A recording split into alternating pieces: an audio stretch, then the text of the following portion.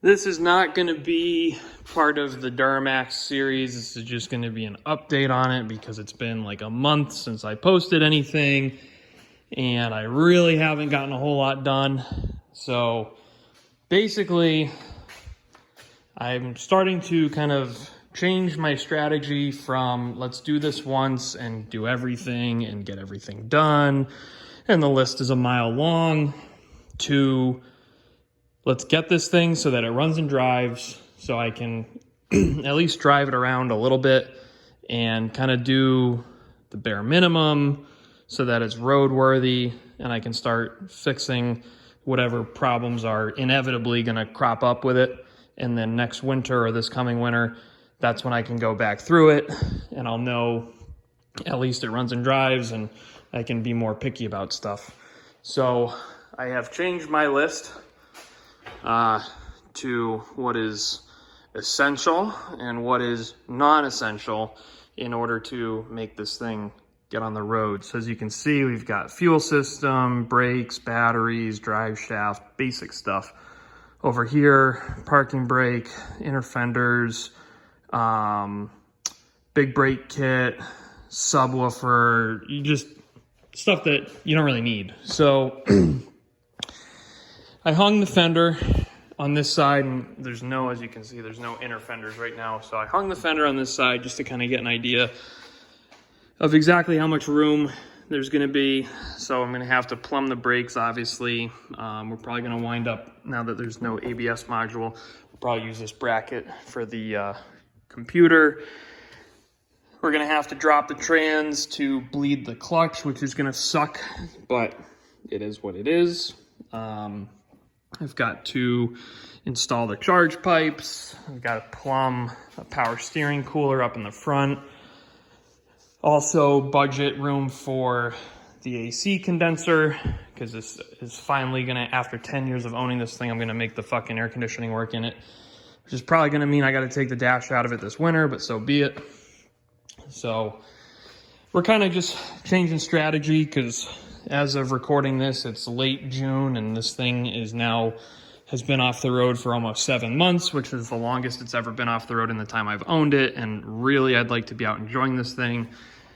Like an idiot, I've been working on the golf cart, which, surprise, surprise, isn't going so well. So I figure, why don't we work on the thing that we're actually supposed to be working on, which is this. So that's kind of where we're at with it. You know, between shitty weather, getting sick, work being busy, just haven't had a lot of free time, and the free time that I have had, I haven't chose to allocate to this. So nothing new on the interior.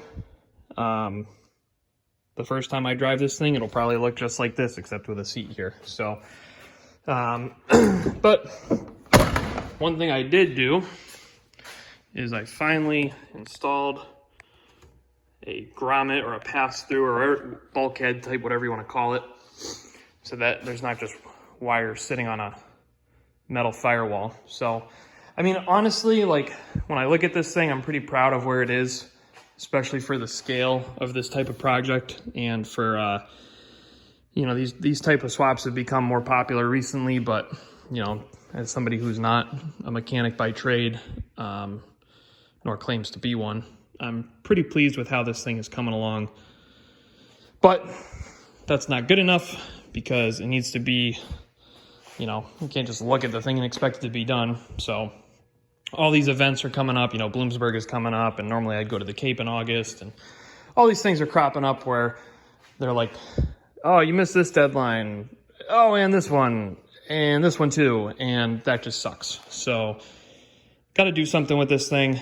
And I'm hoping that by kind of organizing my thoughts this way, it's going to kind of help me discern what I need to do, how I need to be allocating my time, and all that sort of thing. So that's the truck. We'll talk briefly about this. This is where we're at. I have a video in the works for this. Don't know if it's ever going to see the light of day. The turbo's mounted. I have no idea if that's going to stick too far forward to fit in here. This thing is likely going to need some significant frame modifications, which I'm not looking forward to doing. So The turbo drain that I was going to use probably isn't going to work, so that's going to require some re-engineering. It might go together without the turbo for the first time. Kind of similar to the truck, just to figure out what works and what doesn't. So we shall see about that. A bright spot this year has been the Skag. This thing is awesome. I have no regrets about buying it. Best $3,500 I've ever spent on anything mowing related.